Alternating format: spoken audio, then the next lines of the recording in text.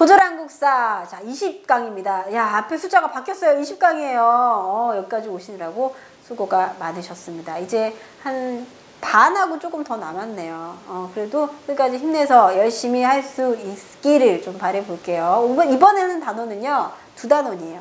2단원이라고 해서 너 한꺼번에 너무 많이 하는 거 아니야? 아니에요. 내용이 별로 없어요. 보면은 갑신정변과 열강의 대립격화, 그 다음에 개항 이후 사회 경제적 변화에 대해서 오늘 2단원 정리하게 되는데, 이 단원에서는요, 사회 모습 뒤려 그 전에 있었던 사건이랑 같이 연관지어서 나오게 되기 때문에 앞에 사건을 갖다가 확실하게 숙지하지 않은 상태에서는 보면은 더 헷갈릴 수가 있어요. 그래서 만약에 내가 조금 헷갈린다 그러면은 다시 앞으로 가서 보고 오시면 됩니다. 자, 내용 들어갑니다. 갑신정변의 열강, 갑신정변과 열강의 대립격화 나와 있는데, 첫 번째 개화파의 형성과 분화 나와 있어요. 개화파. 자, 개화파라고 하는 거는 문호를 개방하자라고 주장하는 사상이잖아요. 문호를 개방해서 외국과 받아들이자. 근데 이 개화파도요, 두 개로 갈라지게 된다고요. 어떻게? 사대당과 개화당, 온건개화파와 급진개화파. 자, 무슨 뜻인가요? 온건개화파는 조금씩 해가지고 문호를 갖다가 조금씩 받아들이자라고 주장하는 거고, 급진개화파는 뭐 새로운 게 있으면은 확 받아서 한꺼번에 정치, 경제, 문화를 싹 뒤집어 엎자. 이거 어디서 많이 했던 말 같은데? 언제 했죠? 일본의 메이지 유신 때 많이 했던 거죠. 그래서 온건개화파 같은 경우는 청나라의 양무운동, 조금씩 뭐만 기술만 조금 받아들이다가 법만, 제도만 조금씩 이런 식으로 점진적으로 받아들이자라고 주장하는 건 바로 온건개화파의 사상. 모델로 삼은 건 바로 청나라의 양무운동이다. 그래서 중심적인 인물은 김홍집, 김융십, 어윤중. 뭔가 이름들이 좀 어감이 좀 비슷하죠. 약간 중복되는 것들이 많네요. 김김, 이렇게 윤윤. 너무 껴맞추기인가요? 어쨌거나 외우면 좋은 거니까.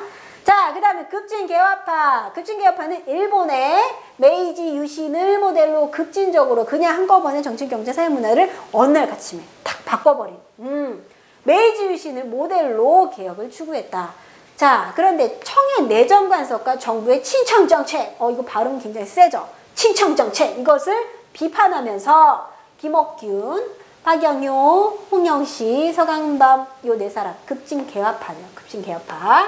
자, 이들이 바로 급진개화파로서 청에 너무 기대해가지고 이렇게 의존적인 정치를 하는 거에 대해서 비판을 했었다. 그래서 두 파, 온건개화파, 급진개화파로 나누어지게 되고요. 이 개화당, 특히 급진개화파 같은 경우는 유홍기의 지도로 방문국을 설치하고, 이거 2세 출판하는 곳이죠. 여기서 신문도 나와요. 한성순보고. 자, 한성순보고 간행되었다. 우정국, 우체국이죠. 우체국. 미시일파의 견제로 소기의 뜻을 이루지는 못했다. 우정국을 설치했다. 그러니까 너무 급진적이에요. 시시 우체국을 만들고. 근데 미시일파는 아까 무슨 파라 그랬어요? 바로 여기. 온건개화파이기 때문에. 자, 마저 볼게요. 이 두 개화 사상이 어떻게 부딪히게 되었나?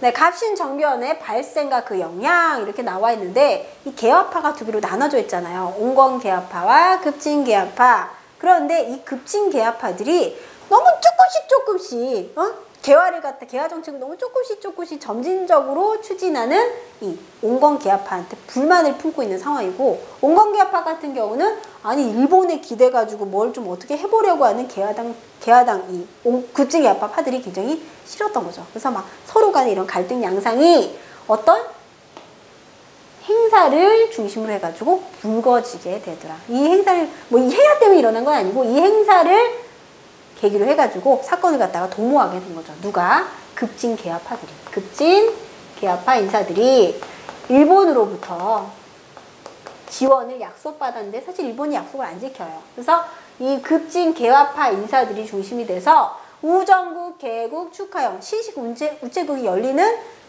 축하 연장에서 거기 뭐 이런 각국의 고관들도 많이 와 있고 막 이렇게 파티를 하고 있는 거예요. 막 거기에서 개화당 정부 수립을 발표하면서 14기도 정강을 발표하게 됐다. 이게 무슨 사건이냐면 파티가 열렸잖아요. 파티가 열렸는데 연회장에서 이 축하 연장에서 갑자기 밖에서 불이야 뭐 이런 소리가 들려요. 그 사람들이 뭐야 무슨 일이야 이렇게 막 술렁술렁 거리고 있을 때 민시 세력의 중심 인물이었던 민영익이라는 인물이 밖에 나갔다 칼을 맞고 들어와요. 온건개화파 인사가.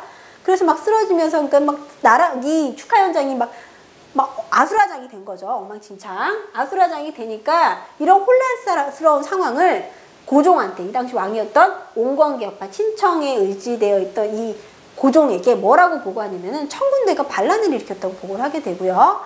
청군대가 반란을 일으켰기 때문에 일본 군대에게 도움을 요청해야 된다라고 보고하고, 고종은 굉장히 고민을 많이 하죠. 왜? 청에 의존하는 정책을 계속 피우고 있었기 때문에. 그래서 고민을 하다가 실제로 청군대가 출동을 하게 되고요. 덩달아 일본 군대도 이미 제물포 조약 때부터 들어와 있기 때문에 한 200명 정도 들어와 있었기 때문에 청군대, 일본 군대가 조선에 같이 들어와 있는 상황이 돼버린 거예요. 그런데 수적으로 우세했던 청군대가 이 갑신정변을 진압하게 되면서 결국은 3일 만에 이 정변이 끝나고 말아요. 그래서 보면은 우정국 개국 축하연을 이용하여 개화단 정부 수립, 14개조 정강을 발표하면서 어떻게 정치를 이끌어 나가고 개화를 해야 되는가 라고 하는 내용을 담고 있는 정강까지 발표하게 되었다. 이 정강에는 근대국가 건설을 지향하면서 입헌 군주국, 왕도 법을 지켜야 돼, 지조법을 개혁해야 돼, 청나라에 잡혀간 대원군 데려와야 돼, 이런 내용들을 담고 있는 정강을 발표하기도 했지만 뭐라고요? 청에 의해서 결국은 3일 만에 실패를 하게 되었더라. 자, 그래서 이와 같은 사건을 정리하기 위해서 각국은 조약을 맺게 되는데, 조선과 일본은 한성조약, 청과 일본은 텐신조약을 맺음으로써 이 사건을 마무리 짓게 된답니다. 자, 보면은 한성조약은 조선과 일본 간에 맺은 조약으로서 배상금을 지불한다. 누가 누구한테요? 뭘 누가 누구예요? 그냥 딱 봐도 조선, 일본한테죠. 그죠?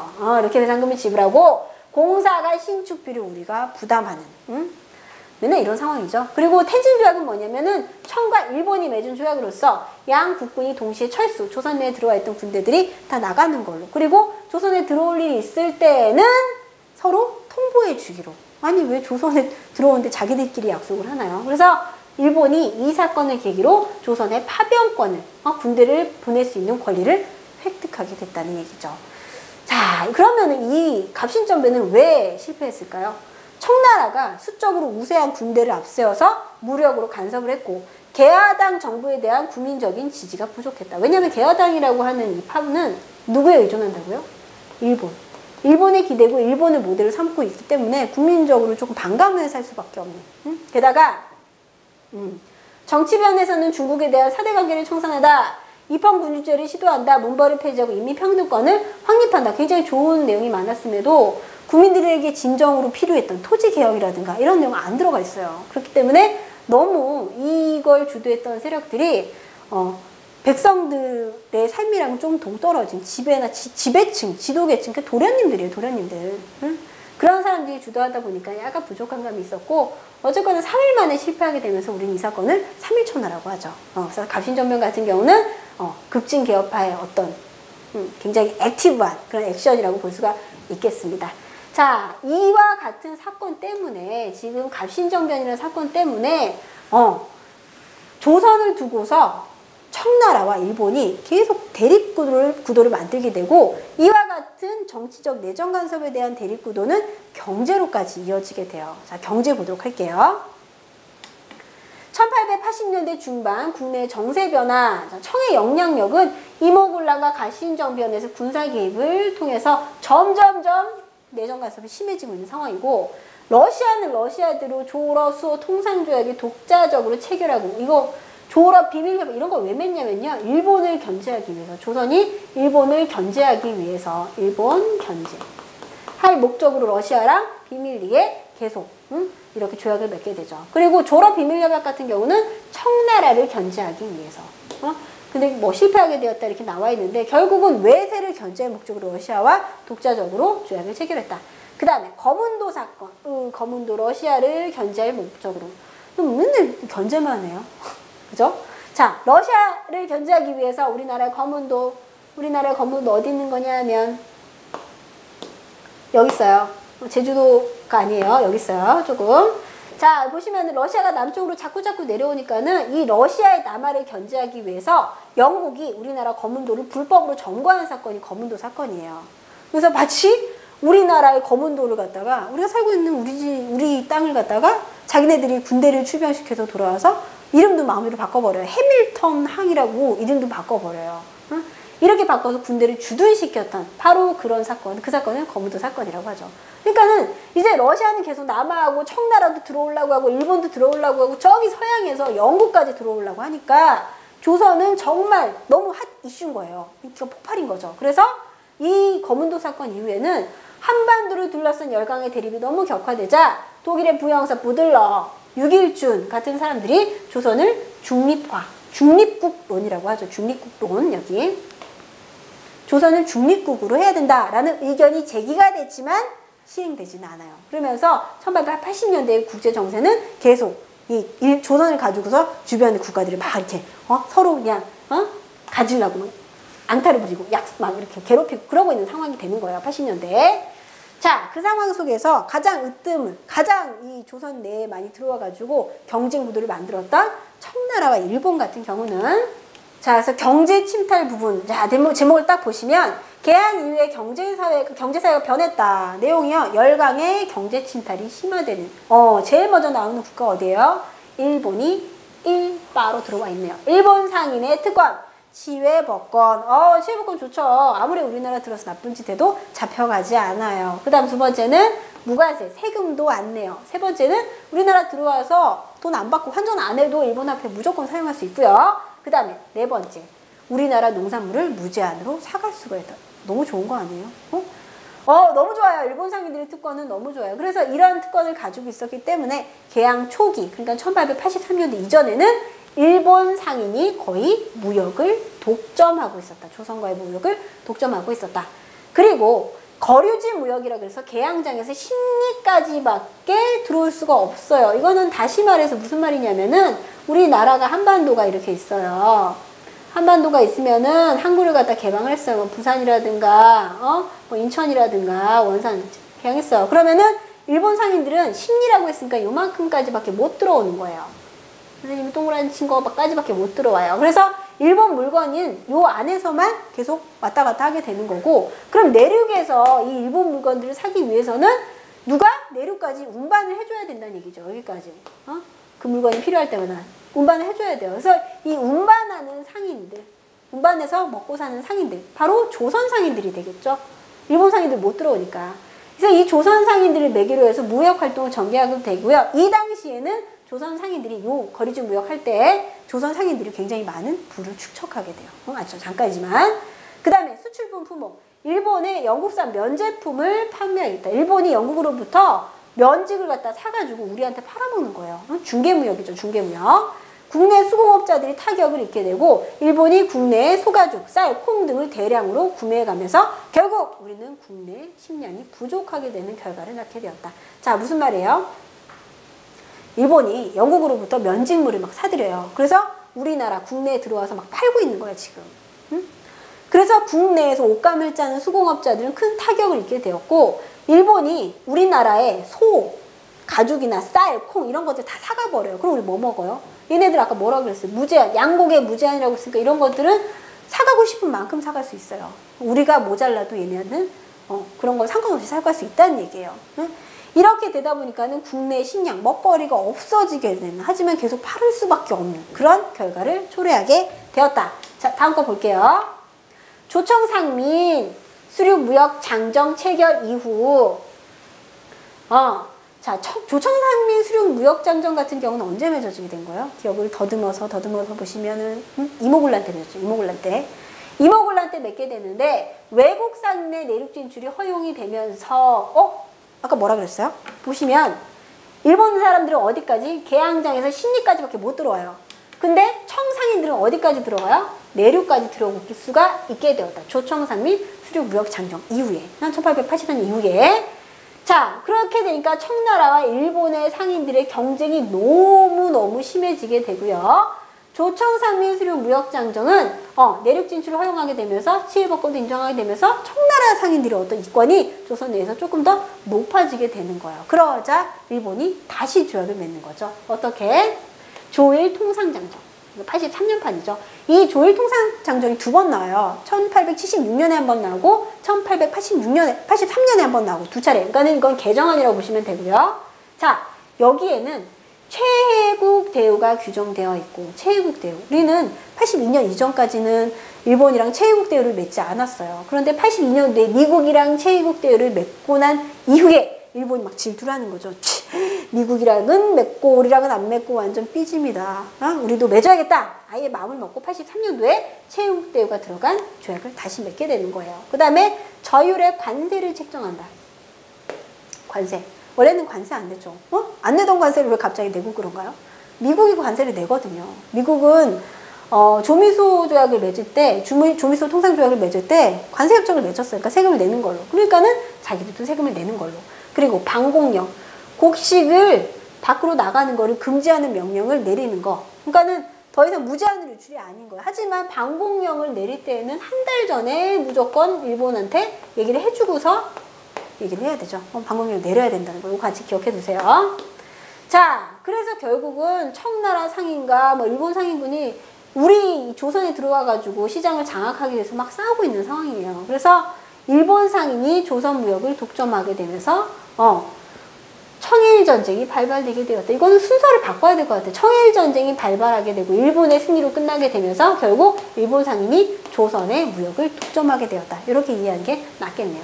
자, 이렇게 되었다. 결과적으로 뭐예요? 정치적으로 갑신전면이 일어났고 경제적으로는 서로 이런 조약을 통해서 내지로 막 들어오게 되는 조총산민 수령 무역전장 조일통상전쟁 이런 거를 맺게 되면서 계속 조선으로 들어와서 시장을 갖다가 서로 독점을 하려고 싸우고 있는 그런 상황이 되는 거죠.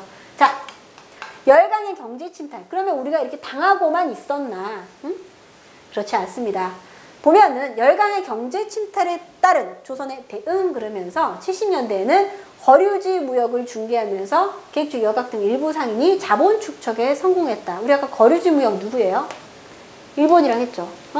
왜냐면 거류지 심리까지밖에 못 들어오기 때문에 내륙까지 일본에서 사들인 물건을 팔려면은 중간에서 실어다 주는 사람이 있어야 돼요. 그런 상인들, 그런 상인들, 조선의 상인, 보부상이라든가 사상들, 이런 사람들이 자본을 축적하기도 했고, 80년대에는 외국 상인이 내륙 진출하게 되면서 우리 상업이 굉장히 큰 타격을 입게 되더라.